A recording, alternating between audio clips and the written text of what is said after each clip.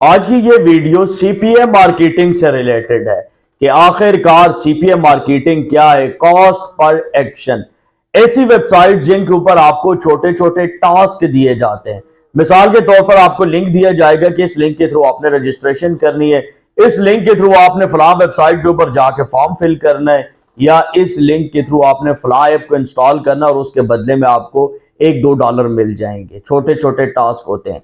ये कौन सी वेबसाइट्स हैं जिनके ऊपर ये टास्क मिलते हैं और किस तरीके से इन ऑफर्स को आप आउट कंट्रीज के अंदर, यूके, यूएसए, कनाडा, ऑस्ट्रेलिया, इस तरह के जो कंट्रीज हैं उनमें आप इन ऑफर्स को कैसे प्रमोट कर सकते हैं, इसके ऊपर बड़ी तफसील के साथ मैंने वीडियो बनाई है, सीपीए मार्केटिंग विद गूगल।